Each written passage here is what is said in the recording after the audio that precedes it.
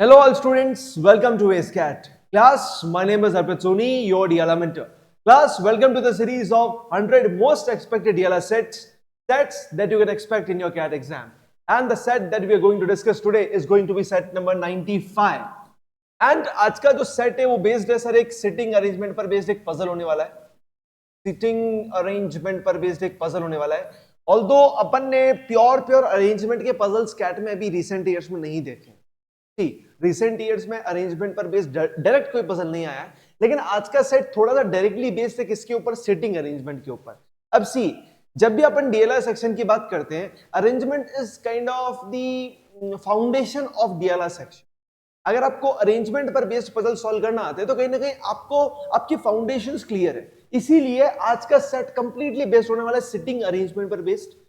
अब डायरेक्टली इस तरह का सेट आएगा क्या सर? डायरेक्टली इस तरह का सेट नहीं आएगा, लेकिन इसी सेट को थोड़ा सा इनोवेट करके कुछ नंबर्स, कुछ वैल्यूज को और ऐड ऑन करके कुछ नया सेट बन सकता है. ऑल्दो आज का सेट भी बहुत अच्छा है, it is little bit time consuming because data is voluminous. थोड़ा सा डेटा ज्यादा है, उसको ऑर्गेनाइज करना थोड़ा सा डिफिकल्ट हो सकता है. इसीलिए ये सेट सिर्फ मॉडरेट लेवल का है. किसी किसी को मॉडरेट से डिफिकल्ट भी लग सकता है. ये सेट आसान नहीं है, इस बात को अपन ध्यान में रखते हुए करेंगे. ठीक है, मान के चलना कि अगर इस तरह का सेट तुम्हारे सामने आता तो मैं उसको कैसे स्ट्रेटेजिकली हैंडल करूं. ठीक है, एक असली मॉक टेस्ट की तरह ही इस टेस्ट को अटेम्प्ट करना विद द टाइम एंड जो मार्क्स है वो सब कुछ आपको कमेंट सेक्शन में बतानी ही है एंड के अंदर जब मैं आंसर्स डिस्कस करूं. ठीक है, now most important point, if you haven't joined the WhatsApp channel then students please join the WhatsApp channel, because वहां सेट में पीडीएफ फॉर्मेट में शेयर कर देता हूं so that you can try this set by yourself first and then discuss the solution with me in the live class. मतलब live class तो नहीं है लेकिन recorded session जरूर है. ठीक है, and ASCAT आपको डाउनलोड कर ले आप लोग, because पुराने जितने भी सेट्स हैं with their annotation files कहां पर मिल जाएंगे आपको? ASCAT ऐप के ऊपर लॉग इन करो, फ्री मटेरियल सेक्शन में आपको सब कुछ मिल जाएगा. ठीक है, चलो आज के सेट को लेकर मैं बात करूं तो आज के सेट के हमारे पास सिर्फ सामने 4 क्वेश्चंस हैं. क्वेश्चंस इतने मैटर नहीं करते जितनी अप्रोच मैटर करती है दोस्तों. मैं कह रहा हूं क्वेश्चंस तो इजी है, कुछ नहीं है क्वेश्चंस में. मेन पॉइंट है सेट को अच्छे से सॉल्व करना, और सेट है हमारे सामने ये रहा. ये सेट है जो आप लोग सॉल्व करने वाले. तो pause the video if you are watching the first video of this channel, तो पॉज कर लो. अगर आपने चैनल भी ज्वाइन नहीं किया यूट्यूब मतलब व्हाट्सएप चैनल, तो भी उसको आप पॉज करके फटाफट से ट्राई करो. ठीक है, now I will be decoding the whole set in front of you. हमेशा बात याद रखना, मैं हमेशा चीख कर बोल चुका हूं एक पॉइंट कि सर जब भी हमारे सामने डेटा अरेंजमेंट का पजल आता है, किसका? डेटा अरेंजमेंट का पजल आता है, तो हमारा सर काम एक ही होना चाहिए. वो ये है कि डेटा को सही फॉर्मेट में ऑर्गेनाइज करके लिखना. डेटा को सही फॉर्मेट में ऑर्गेनाइज करके लिखना. जब भी डेटा अरेंजमेंट का पजल आए, अपन क्वेश्चन को दूसरी बार रीड करेंगे क्या sir? No, we are not going to read question twice. We are not going to read the set twice. सिर्फ एक बार रीड करेंगे और उसको अच्छे से समझ के लिख लेंगे. ठीक है, now let's try to understand this set. At a school for differently abled children, there is an examination hall that has 16 seats in a row, facing north, which are numbered 1 to 16 sequentially from left to right. 16 seats है, left से right 1 2 3 4 5 6 till 16, and एक examination hall की बात हो रही है और differently abled students हैं, चिल्ड्रन है. There are 12 candidates to be seated for their exam. मतलब सर सीट 16 है लेकिन कैंडिडेट्स कितने हैं? 12. 5 of these candidates are visually impaired, 3 are paraplegic and the rest are deaf और डम. Each candidate occupies 1 seat and the candidates with similar disabilities are allotted consecutive seats without any gap. मतलब sir मुझे इतना clarity मिली कि 5 कौन है sir? 5 sir visually impaired है, लिख लेते हैं. 4 क्या है सर? 4 क्या है? पैराप्लेगिक है. नहीं, 3 ही है, 3 ही है. 3 पैराप्लेगिक एंड रिमेनिंग 4 आर डीफ और डम, TD.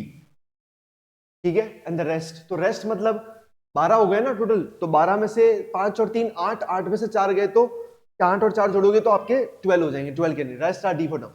Each candidate occupies 1 seat and the candidates with similar disabilities are allotted consecutive seats. मतलब सर ये पांचों जो विजुअली इंपेयर्ड है ये साथ में आएंगे क्या? Yes sir. तीनों जो पैराप्लेगिक है ये साथ में आएंगे क्या? यस. चारों जो डीप डम में ये चारों साथ में आएंगे क्या? Yes, these are going to sit consecutively, मतलब these are going to sit adjust, they are going to be adjacent to each other. There are two vacant seats and one vacant seat between students having different abilities respectively from left to right. In statements का meaning बहुत pure, मतलब अपन को click करना चाहिए कि इसका real interpretation क्या है. यहाँ पे कई बार प्रॉब्लम आती है. There are two vacant seats and one vacant seat between, किसके बीच में? दो वेकेंट सीट भी है, एक वेकेंट सीट भी है. किसके बीच में sir? Between students having different disabilities respectively. Respectively मतलब लेफ्ट टू राइट, पहले दो वेकेंट सीट आएगी फिर एक वेकेंट सीट आएगी. सर क्या कहना चाहते हो मुझे बताओ. आपके पास तीन तरह की डिसेबिलिटी है ना, मैं मान के चलता हूं disability number 1, disability number 2, disability number 3. मुझे नहीं पता कि कौन सी क्या है, लेकिन सर फर्स्ट डिसेबिलिटी और सेकंड डिसेबिलिटी के बीच में कितनी वेकेंट प्लेसेस आएगी? 1 और 2. कैसे पता लगा? क्योंकि लिखा हुआ है. और सर सेकंड और थर्ड के बीच में कितनी आएगी? एक ही प्लेस आएगी वेकेंट. आ रही है बात समझ में? ये एक सेकंड बोर्ड काम करे तो बेटर है, काम करिए. तो मैं क्या कहना चाह रहा हूं, यहां क्या लिखा हुआ है sir? There are two vacant seats and one vacant seat between students having different disabilities respectively from left to right. तो मतलब पहले कोई आएगा, मतलब पहले सारे सिमिलर आ जाएंगे, सिमिलर डिसेबिलिटी वाले, फिर दो वेकेंट सीट, फिर वापस सिमिलर वाले, फिर एक वेकेंट सीट, और तीनों वापस, या तीनों मतलब लास्ट में जितने भी बचे हुए हैं वो सारे डिसेबिलिटी वाले साथ में. मुझे एक बात बताओ, how many persons are there? देखो इसका, इसका और इसका, इन तीनों का मिलके तो 12 स्टूडेंट्स हैं. 12 सीटें तो यहां कवर हो गई. 12, 13, 14, 15, 15 सीट्स ही हो रही है सर. तो 16th सीट कहां पे आएगी? 16th सीट या तो फिर इधर आएगी या तो फिर इधर आएगी. इस बात को समझ पा रहे हैं आप लोग? मैं क्या कहना चाह रहा हूं सर, इन सबको मिलाओगे तो 12 प्लस 3 15 सीट्स ही हो रही है. तो 16th सीट या तो फिर यहां आएगी या तो फिर यहां आएगी, क्योंकि मैं बीच में इसको इंट्रोड्यूस नहीं कर सकता, क्योंकि सर जिनके सिमिलर डिसेबिलिटी है they are going to sit consecutive, and जब भी डिसेबिलिटी चेंज हो रही है तो वहां पे दो या एक वेकेंट सीट आएगी. तो इस पॉइंट को मैं अच्छे से लिख लेता हूं साइड में, कि जो भी मेरे दिमाग में पॉइंट आया ना अभी वाला, let me right it in a correct format की D1, तो D2. अब ये D1, D2, D3 I don't know, लेकिन ये D1, D2, D3 है इनमें से कोई, मतलब एक जना विजुअली इंपेयर्ड है, एक जना पैराप्लेजिक है, एक जना डीफ डम है. ठीक है, point is clear. Point clear होना चाहिए, उसके बाद की बात तो धीरे धीरे क्लिक कर जाएगी. ठीक है, let me put a straight line in the middle of the मैक्सअप वाला बोर्ड पर. ठीक है, चलो. The additional information is also known that, additional information भी मुझे पता है. Beenu sits to the immediate right of Anu. Anu के इमीडिएट राइट में कौन है? बीनू. ऐसे लिखेंगे क्या? अनु का इमीडिएट राइट. सर आपको अनु, मैं मान के चलता हूं कि सब जने ऊपर ही देखेंगे. मेरे जो 16 जने हैं सभी लोग ऊपर ही देखेंगे. प्रो फेसिंग नॉर्थ, नॉर्थ ऊपर है मेरा, सब जने ऊपर ही देखेंगे, तो राइट इधर होगा, लेफ्ट इधर होगा. तो Beenu sits immediate right of Anu, Anu के इमीडिएट राइट में, and Jiya sits to the immediate right of Ira. यहां पे कॉमा लगा के, ईरा के इमीडिएट राइट में कौन है? जीरा.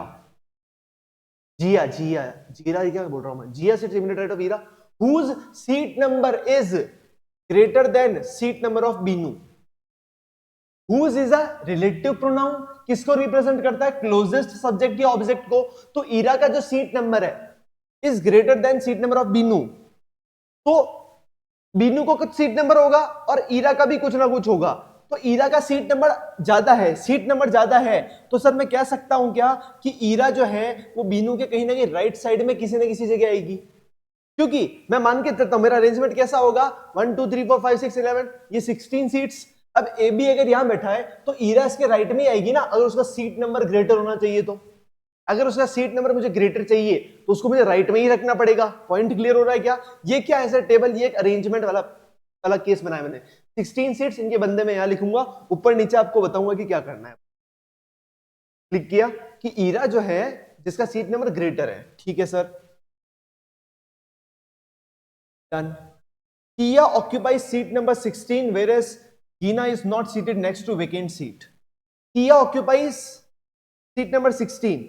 तो सीट नंबर 16 पे कौन आएगा? किया. यहां पे के लिख दूं क्या? यहां के लिख दूं क्या? एंड एक और क्या पॉइंट बोला गया है सर, जो जी है इसके पास में वेकेंट सीट होगी क्या? इसके पास में वेकेंट नहीं होना चाहिए. Jiya, Jeena, Geena, Ji, Ji is not seated to next to vacant seat. Vacant seat के पास में नहीं बैठी है Heena. Point is clear? Is the point clear? ठीक है, आता ही समझ में? चलो, Chand is paraplegic and sits left of Heera. Sits left of Heera, यहां पे अच्छे से समझना। पहला, चांद क्या पैराप्लेगिक है, तो पैराप्लेगिक में 3 बंदे, तो एक तो चांद है, बाकी 2 बंदे मुझे पता नहीं है। ठीक है, एक तो चांद है। क्या लिखा हुआ है sir? Chand is paraplegic and sits left of Heera. Heera के लेफ्ट में है ना, तो हीरा के कितना लेफ्ट में ये मुझे पता है क्या? नहीं पता है, लेकिन क्या आएगी? लेफ्ट में आएगी। ये पॉइंट ध्यान में रखना। जब वो कहता है कि लेफ्ट ऑफ हीरा, इसका मतलब इमीडिएट लेफ्ट नहीं होता है। लेफ्ट मतलब किधर भी हो सकता है, मतलब अगर हीरा यहां पर है तो चांद इधर किधर भी हो सकती है। This is the point. चलो, दोनों done. L, who is not the first person in the row, is placed adjacent to 2 vacant seats and has the same disability as Jia, whereas Hira is a different disability from theirs. L is not the first person in the row.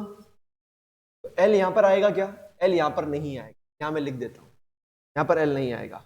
L is placed adjacent to 2 vacant seats, 2 vacant seat के पास में बैठा है, तो L इस corner वाले पे बैठेगा क्या? क्योंकि इसके पास में 2 वेकेंट सीट, या इधर भी बैठ सकता है। तो L जो है 2 वेकेंट सीट के आसपास बैठा हुआ है, तो L के वेकेंट सीट आनी चाहिए। क्या आनी चाहिए? मैं ऐसा बोल देता हूं, L के 2 वेकेंट सीट आनी चाहिए पास में, 2 वेकेंट सीट्स नियर। ठीक है, L के 2 पास में आनी चाहिए क्या? Vacant seat. 2 कैसे आती है? या तो फिर 2 इधर, मतलब इस कॉर्नर पे बैठे या इसका फर्स्ट पर्सन हो, मतलब डिसेबिलिटी 2 का फर्स्ट पर्सन भी होना चाहिए, या तो फिर डिसेबिलिटी 1 का सेकंड लास्ट पर्सन होना चाहिए। ठीक है, and has the same disability as Jiya, whereas Heera is different disability from theirs. तो L और J, L एंड J का क्या है? सेम है। सेम क्या है? डिसेबिलिटी है, लेकिन H का इनसे डिफरेंट है। H का इनसे डिफरेंट है। Is the point clear? L और J मुझे पता नहीं कि सर कहां आएंगे, लेकिन L और J तो साथ में आएंगे, लेकिन H इनके साथ नहीं आएगा। अब मुझे एक बात बताओ, J के इमीडिएट लेफ्ट में कौन है? I है, तो क्या J और I का भी सेम डिसेबिलिटी होगी क्या? हाँ सर, क्योंकि जो कॉन्जुगेटिव है उनकी तो सेम डिसेबिलिटी है ना, तो मतलब I, L और J तीनों की डिसेबिलिटी तो सेम ही हो गई ना। J के इमीडिएट लेफ्ट में कौन है? I है, तो मतलब जो कॉन्जुगेटिव है उनका तो सेम ही है, तो JLI इन तीनों की क्या है? डिसेबिलिटी कहीं ना कहीं तो सर सेम ही है। ये पॉइंट मेरे हाथ लगा है सर, और H इनके साथ नहीं है। ठीक है सर, पॉइंट इज क्लियर? जो मुझे पता लग रहा है मैं लिखते चल रहा हूं सर। दिया, अजहर, फरा are deaf or dumb and are seated consecutively in this order after the visually impaired and paraplegic candidates. ओहो सर, मुझे कुछ पता लगा है। D, E, F are deaf or dumb and are consecutively in this order.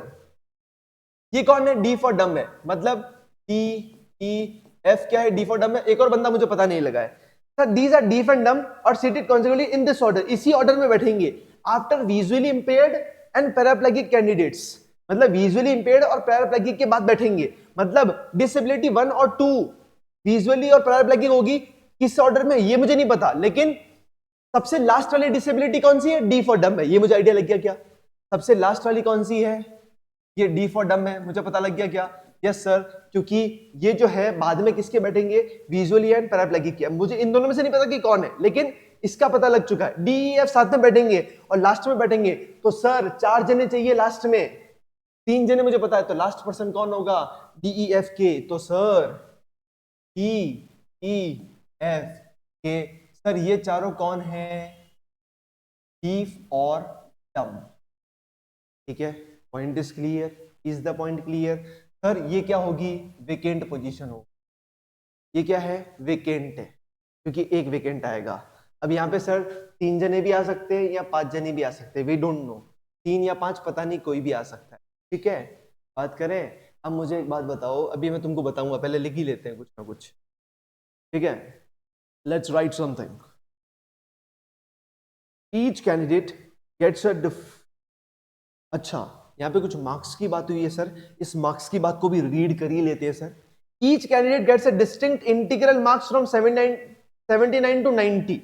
सबको different marks भी मिल रहे हैं सर 79 से 90 के अंदर। तो 79, 80, 81, 82, 83, 84, 85, 86, 87, 88, 89 और 90। सबको इनमें से मार्क्स मिलेंगे? मिलेंगे sir. The marks of visually impaired candidates are consecutive even numbers. मतलब सर वीए जो है उसके मार्क्स क्या है? कॉन्जिक्यूटिव इवन नंबर्स है। हाँ sir. whereas D for dumb candidates have marks that are consecutive odd numbers. Sir D for dumb का क्या है? consecutive odd numbers.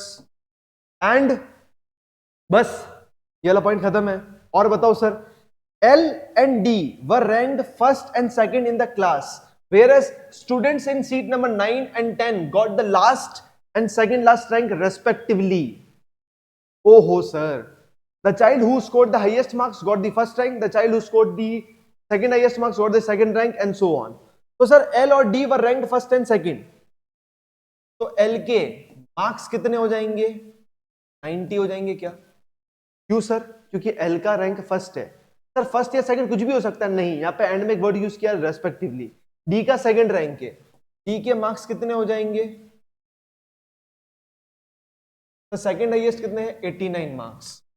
सर क्या लिखा हुआ है? Seat number 9 and 10 got the last and second last ranks.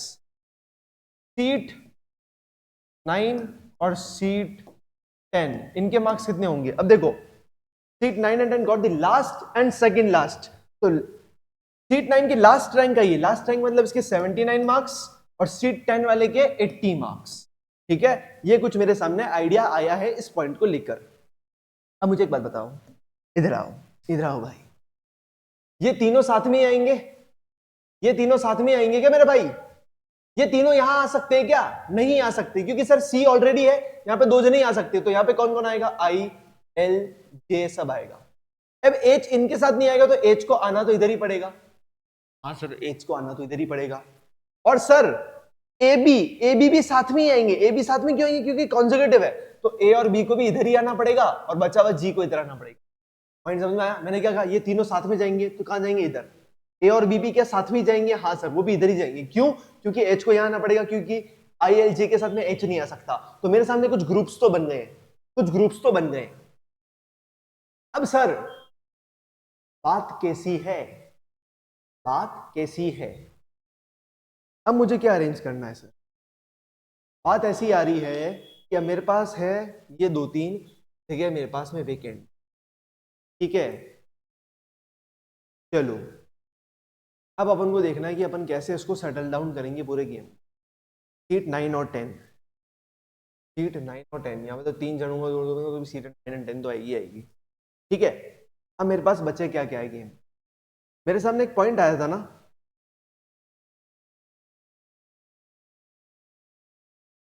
L is placed adjacent to 2 vacant seats and has the same disability as Gia.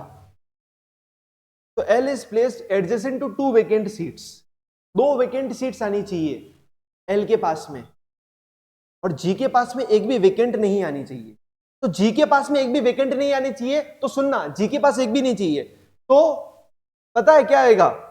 T G H fix हो चुका है। कैसे sir? ये 3 दोनों साथ में आएंगे, ये 3 जने तो साथ में आएंगे ना, और H के लेफ्ट में आना चाहिए, H के लेफ्ट में आना चाहिए, और G के पास में कोई भी वेकेंट नहीं चाहिए। ठीक है, अब यहाँ पे कौन कौन बचे? ए बी, आई जे और एल। सर इतना पता है कि ए बी आई जे के लेफ्ट में ही आएंगे, क्योंकि ये वाला पॉइंट आपने लिखा था कि इसका सीट नंबर इसके पहले आना चाहिए। और सर एल के पास में क्या आना चाहिए? एल के पास में 2 वेकेंट सीट आनी चाहिए। तो आइदर इनका क्या होगा? A B I J L 2 vacant seat, या 2 vacant seat L A B I J, ऐसा कुछ कह सकते हैं क्या अपन? मुझे बताओ, सेकंड वाले को अगर मैं बनाता हूं कि जे ए बी, जे थोड़ी, ये तो एल है ना, एल एल, तो एल लिखो एल, तो आई जे, ये हो सकता है क्या सर? Is it possible? फिर ये 2 वेकेंट सीट और इसके बाद सी जी एच, ऐसा पॉसिबल है? अब इस केस में मुझे पॉसिबल लग रहा है यह केस, वैसे पॉसिबल तो है क्योंकि L is adjacent to two vacant seat, दो वेकेंट सीट्स इसके पास में आ रही है। या किसका कुछ दूसरा मीनिंग है, या इसका कुछ दूसरा मीनिंग है। Yes, let me L is place adjacent to two vacant seats. Adjacent मतलब होता है कि दोनों साइड वेकेंट सीट्स होनी चाहिए क्या। इसका मीनिंग तो मेरे हिसाब से यही होगा कि दो वेकेंट सीट्स आनी चाहिए। सीधी सीधी बात तो ये है कि दो वेकेंट सीट्स आनी चाहिए।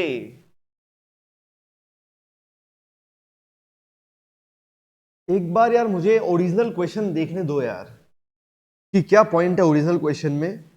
Let me have a look at it कि कोई पॉइंट अपन ने मिस तो नहीं कर दिया, क्योंकि दो पॉसिबिलिटीज बन रही है मेरे सामने। वैसे जब मैंने इसको फर्स्ट टाइम सॉल्व किया था there were two possibilities, that's why we need to check it.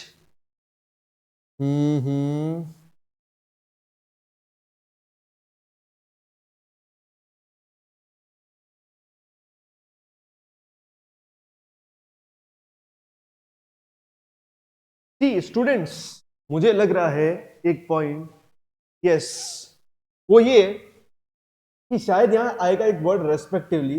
Respectively का मतलब मेरे हिसाब से यहाँ पे वो ऐड हो सकता है कि in this order after visually impaired and paraplegic candidates. मतलब मैं ऐसा कहना चाह रहा हूँ कि ये शायद यहाँ पे सेंटेंस में कुछ मॉडिफिकेशन होगा, जो तक मेरे को याद आ रहा है, जिसमें क्या होगा कि विजुअली इंपेयर्ड पहले आएगा, उसके बाद पैराप्लेगिक आएंगे। पॉइंट क्लियर हो रहा है आपको।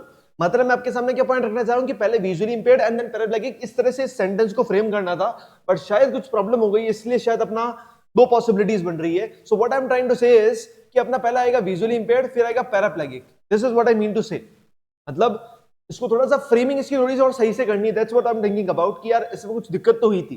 तो हमें क्या करना है कि सर हमें करना क्या पॉइंट है कि हमारे को क्या चाहिए, हमको चाहिए सर पहले विजुअली इंपेयर्ड फिर पैराप्लेगिक और बीच में दो का डिफरेंस। अब आपको भी पता है सर यहाँ पे एक चीज आई है, तो यहाँ पे तीन जने आएंगे साथ में पैराप्लेगिक के।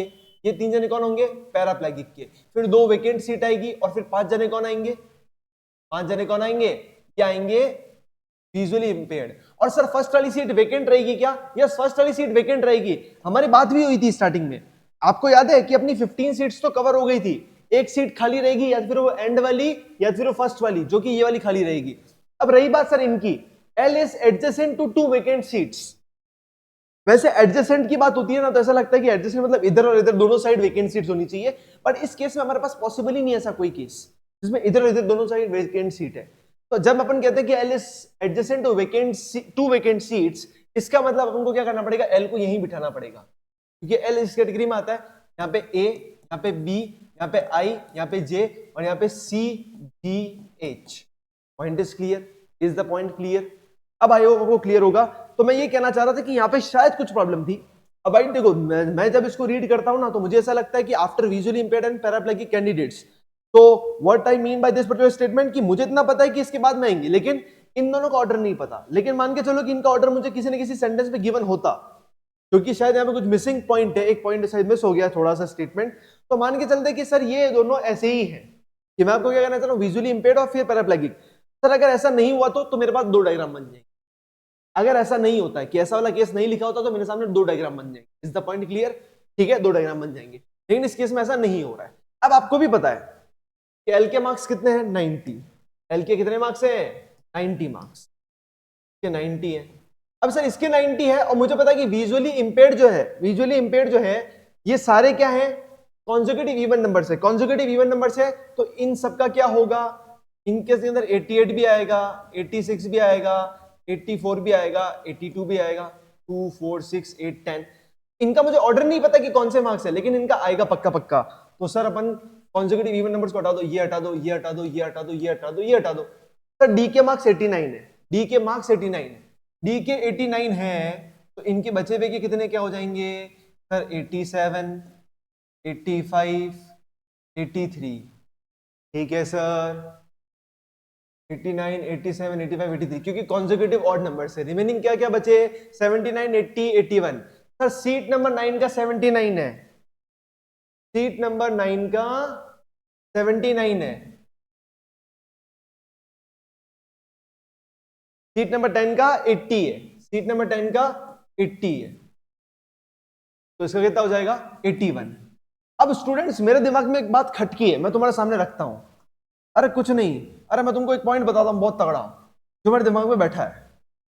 अगर अगर सुनो मेरी बात, अगर मुझे ऐसा लग रहा है, अगर मैं इसको ऐसा कर भी देता ना कि यहां पे सर मैं ऐसा लिख भी देता इसको कि L A P I J dash, यहां पे डबल डैश और सी जी एच, अगर मैं इसको ऐसा लिख भी देता, मैं कह रहा हूं कि क्वेश्चन में कोई प्रॉब्लम नहीं है। यस यस यस, मेरा दिमाग खटक चुका है, मेरे को समझ में आ चुका है पॉइंट में क्या कहना चाह रहा हूं। जी हाँ, मैंने इसको फर्स्ट टाइम सॉल्व किया था तो मेरे सामने एक ही पॉसिबिलिटी बन रही थी और एक पॉसिबिलिटी मैंने कैंसिल आउट करी थी। मेरे को दिमाग में चल रहा है कि क्यों कैंसिल आउट करी थी। अब मेरे दिमाग में खटकी है एकदम से, अरे मेरे भाई तुम अगर लिखो या तो फिर इसको ऐसे लिख सकते हो या फिर ऐसे लिख सकते हो, ऐसे या ऐसे लिख सकते हो, लेकिन ये ऐसे नहीं लिख सकते। क्यों नहीं लिख सकते? क्योंकि सर सीट नंबर 9 और 10 का 79 और 80 है, तो सीट नंबर 9 कितना आएगा 79 और ये कितना आएगा 80। अब आपको भी पता है कि ये विजुअली इंपेयर्ड है। सर विजुअली इंपेयर्ड का कॉन्जिक्यूटिव इवन नंबर से है, लेकिन यहाँ पे तो ऑड नंबर आ रहा है, तो ये पॉसिबिलिटी क्या हो जाएगी? कैंसिल आउट हो जाएगी। ये पॉसिबिलिटी क्या हो जाएगी? कैंसिल आउट हो जाएगी। यस, अभी क्लिक किया मुझे जस्ट एकदम से कि हाँ यार, अगर इसको मैं ऐसे अरेंज करूंगा तो भी नहीं होगा। मेरा ध्यान इधर जा ही नहीं रहा है कि मैं मार्क्स को कैलकुलेट कहां से करूं, मैं सिर्फ अरेंजमेंट कर रहा हूं। Point got it. इन दोनों पॉइंट्स को मैं मिस आउट कर गया अभी थोड़ी देर के लिए, इसीलिए शायद मैं थोड़ा सा कंफ्यूज हो गया मैटर में। लेकिन आई होप आपको क्लैरिटी होगी कि क्वेश्चन में कोई प्रॉब्लम नहीं है, आपके सामने जो पॉइंट रखा गया है वो बिल्कुल सही है। ठीक है, got it? Yes sir, got it, very nice. जब कुछ चीजें क्लिक कर जाती है तो मजा आ जाता है। सर इनका ऑर्डर कैसे भी हो सकता है क्या? यस, इनका ऑर्डर भी कुछ भी हो सकता है। ठीक है, now let's focus on the questions. Select the group of candidates have the same disability. Sir same क्या है? ए जे ई नहीं सर, सी एच एफ नहीं सर, ई एफ एच नहीं sir, B I L, B I L, yes sir, yes sir, it is true, it is true, B I L तो सही आएगा sir, B I L is true. Which of these cannot be the difference between marks of फरा and चांद? फरा and चांद, चांद के कितने हैं? 79 है। फरा के कितने हैं सर? फरा के 87 भी हो सकते हैं, 85 भी हो सकते हैं, 83 भी हो सकते हैं। सबके साथ डिफरेंस निकाल दो। यहाँ पे डिफरेंस आ रहा है 8 का, यहाँ पे आ रहा है 6 का, यहाँ पे आ रहा है 4 का। 8 6 4, 8 6 4, 8 6 4 का डिफरेंस हो सकता है, 5 का डिफरेंस नहीं हो सकता है। Which of the following pairs of candidates have at least 5 seats between them? 5 seats होनी चाहिए। F और K, लास्ट से स्टार्ट करते हैं। F और K, F और K में एक भी डिफरेंस नहीं है, गलत। सर J और D, J और D में होगा। J और D में 5 सीट्स का डिफरेंस है क्या? यस सर, 5 सीट्स का। सीट्स मतलब सीट्स होती है, नंबर ऑफ पर्संस की बात नहीं करिए। सीट मतलब सीट, यस सर, 5 सीट का डिफरेंस सर इनमें है। The candidate that were ranked 7th and 10th in the class had which of the following disabilities respectively? Class में रैंक 7 और 10th 7, रैंक 7th और 10th, तो sir 7th rank का मतलब देखो क्या पूछा है? 7th रैंक, 7th रैंक मतलब क्या होता है सर? इसका 10th रैंक, इसका 9 8 7, जिसके 82 मार्क्स आ रहे हैं वो 7th रैंक। 82 मार्क्स कहां पे आ रहे हैं? 82 से इन्हीं में से किसी के आ रहे हैं, तो इनकी डिसेबिलिटी कौन सी है? Visually impaired. लिख रहा हूं विजुअली इंपेयर्ड, ठीक है, वीए, वीए लिखा अपन ने इसको, है विजुअली इंपेयर्ड। वीआई लिखना चाहिए था, वीए क्यों लिख रहे हैं अपन? ठीक है। And 10th rank, 10th rank 79 की आ रही है। 79 का कौन सा है? 79 का पैराप्लेगिक है, तो वीए एंड पैराप्लेगिक, तो VA paraplegic, yes sir, option A is going to be my answer. Respectively पे ध्यान देना, अगर पैराप्लेगिक और विजुअली इंपेयर्ड लिखा होता तो मैं उसको क्रॉस मार देता, मैं इसी ऑर्डर में लिखूंगा। ठीक है, बात आई समझ में? क्वेश्चन डिफिकल्ट नहीं थे, सिर्फ सेट को अच्छे से देखना था। आई होप आपको क्लैरिटी मिल चुकी होगी कि मैं क्या कहना चाहता हूं। ठीक है, तो students, this was today's set. I hope you learn something new today and I also learn something new today actually, तो बहुत मजा आया समझकर। Thank you guys for watching this session. 95th lecture अपना कंप्लीट हो चुका है। 5 more lessons to score 100 percentile in the CAT exam, and comment down your score and timing that you took to solve this particular set. Meet you guys in the next lecture with a new set. Till then, keep learning, keep practicing, and keep smiling. All the best.